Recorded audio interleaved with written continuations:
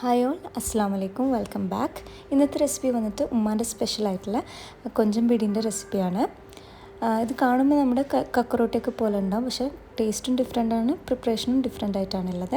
അപ്പോൾ എന്തായാലും വീഡിയോ നിങ്ങൾ ഫുള്ളായിട്ട് കണ്ടുനോക്കുക, എന്തായാലും നിങ്ങൾക്ക് എല്ലാവർക്കും ഇഷ്ടമാവും. ആദ്യം തന്നെ ഒറോട്ടിൻ്റെ അരി സോക്ക് ചെയ്ത് വെക്കണം, പിടി ഉണ്ടാക്കാൻ വേണ്ടിയിട്ടാണ്.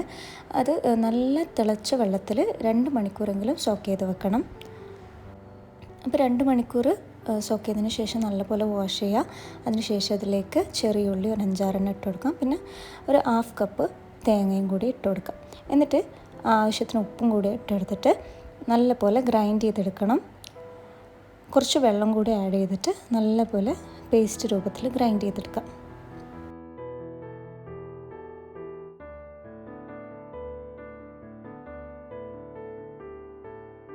അപ്പോൾ ഇതുപോലെ കുറച്ച് വെള്ളം ഒഴിച്ചിട്ട് ഇങ്ങനെ അരച്ചെടുക്കാം.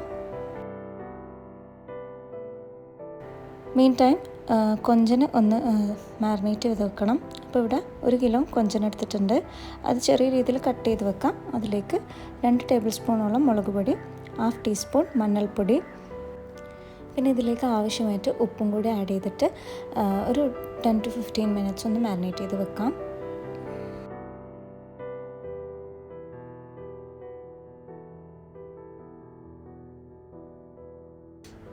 ഇനി ഇത് നേരത്തെ അരച്ച് വെച്ചിട്ടുള്ള അരിയിലേക്ക് അരിപ്പൊടി ഇട്ടിട്ട് ഒരു ഡോ രൂപത്തിൽ, നമ്മൾ ഒറോട്ടിക്കൊക്കെ ആക്കുന്ന രൂപത്തിൽ ഇതിനെ കുഴച്ചെടുക്കലാണ്.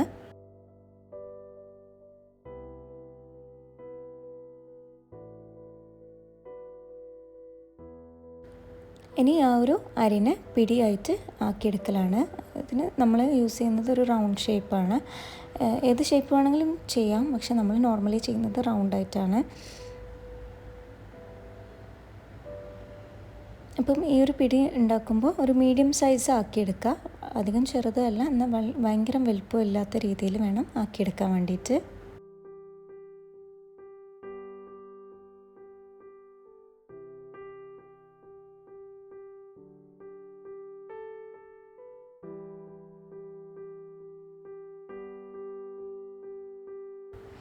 അപ്പോൾ ഇനി ഇത് എല്ലാം കംപ്ലീറ്റ്ലി ബോൾസ് ആക്കി എടുത്തിട്ടുണ്ട്.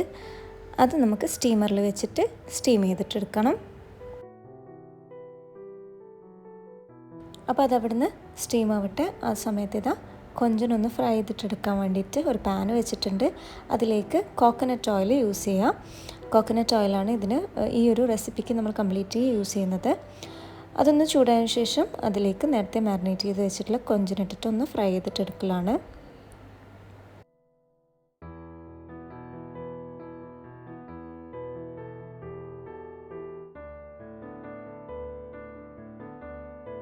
ഒരു മീഡിയം ഫ്ലെയിമിൽ വെച്ചിട്ട് 2 ഭാഗം നല്ല രീതിയിൽ ഫ്രൈ ചെയ്തിട്ടെടുക്കാം.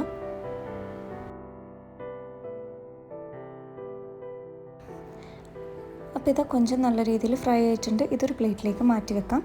എന്നിട്ട് സെയിം പാനിൽ വീണ്ടും കോക്കനട്ട് ഓയിൽ ഒഴിച്ച് കൊടുക്കാം. ഇതിലേക്ക് ചോപ്പ് ചെയ്ത് വെച്ചിട്ടുള്ള 2 ഓണിയൻ ഇട്ട് കൊടുക്കുന്നുണ്ട്. മീഡിയം സൈസ് ഓണിയൻ മതി. അതിട്ട് കൊടുക്കാം. അതിൻ്റെ കൂടെ തന്നെ പച്ചമുളക് 2 പച്ചമുളക് ഇട്ട് കൊടുക്കാം കട്ട് ചെയ്തിട്ട്.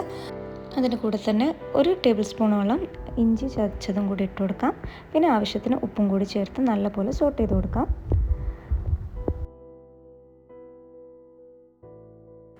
ഉള്ളി നല്ലപോലെ സോട്ടായതിന് ശേഷം അതിലേക്ക് 2 തക്കാളി ചോപ്പ് ചെയ്തതും കൂടി ഇട്ട് കൊടുക്കാം.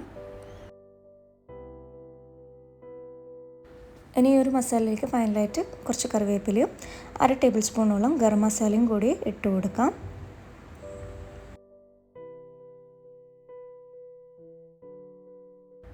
അപ്പോൾ ഇതൊക്കെ കൂടി നല്ല രീതിയിൽ യോജിപ്പിച്ചതിന് ശേഷം ഫൈനലായിട്ട് അതിലേക്ക് നമ്മുടെ കൊഞ്ചനും കൂടി നേരത്തെ ഫ്രൈ ചെയ്ത് വെച്ചിട്ടുള്ള കൊഞ്ചനുണ്ടല്ലോ അതും കൂടി ആഡ് ചെയ്തിട്ട് കംപ്ലീറ്റ്ലി മിക്സ് ചെയ്ത് വെക്കലാണ്.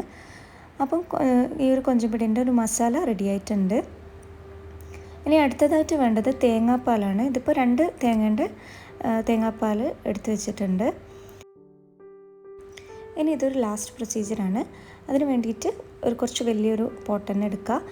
അതിലേക്ക് ആവശ്യത്തിന് ഓയിലും 3 ടേബിൾ സ്പൂണോളം ഗീയും ആഡ് ചെയ്ത് കൊടുത്തിട്ടുണ്ട്. അതിനുശേഷം അത് നന്നായിട്ട് ചൂടായതിന് ശേഷം അതിലേക്ക് കട്ട് ചെയ്ത് വെച്ചിട്ടുള്ള ചെറിയ ഉള്ളിയും കൂടി ഇട്ട് കൊടുക്കുന്നുണ്ട്. പിന്നെ ആവശ്യത്തിന് കറിവേപ്പിലയും കൂടി ആഡ് ചെയ്ത് കൊടുക്കുന്നുണ്ട്.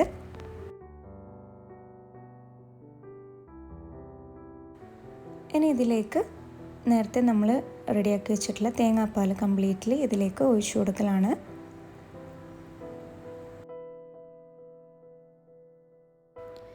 ഇനി ഇതിലേക്ക് 1 ടേബിൾ സ്പൂണോളം മല്ലിപ്പൊടി ഇട്ട് കൊടുക്കാം.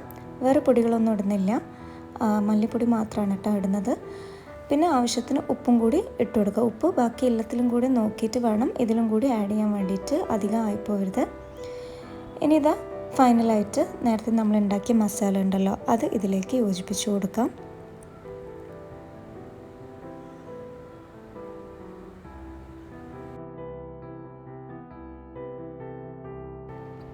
അപ്പോൾ ഇത് നല്ലപോലെ യോജിപ്പിച്ച് കൊടുത്തിട്ടുണ്ട്.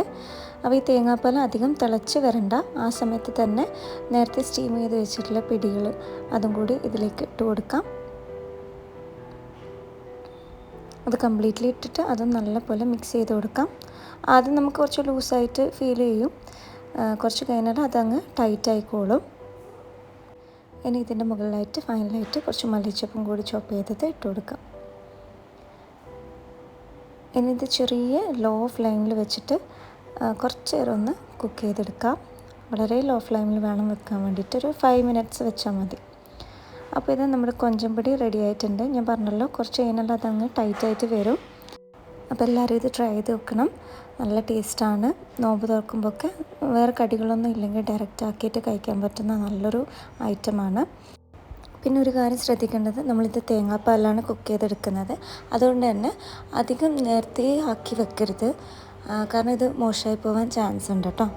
പിന്നെ നമ്മുടെ എന്താ പറയുക, കക്ക്റോട്ടി അങ്ങനത്തെ ടേസ്റ്റൊന്നും അല്ല കേട്ടോ, ഇത് വേറെ തന്നെ ഒരു ടേസ്റ്റാണ്. അപ്പോൾ എന്തായാലും നിങ്ങൾ ഉണ്ടാക്കിയിട്ട് നിങ്ങളുടെ അഭിപ്രായങ്ങൾ ഫീഡ്ബാക്സിൽ അറിയിക്കാം. മറ്റൊരു വീഡിയോ ആയിട്ട് ഇൻഷാ അല്ലാഹ് ഞാൻ വീണ്ടും വരും. Until then take care, bye bye, അസ്സലാമു അലൈക്കും.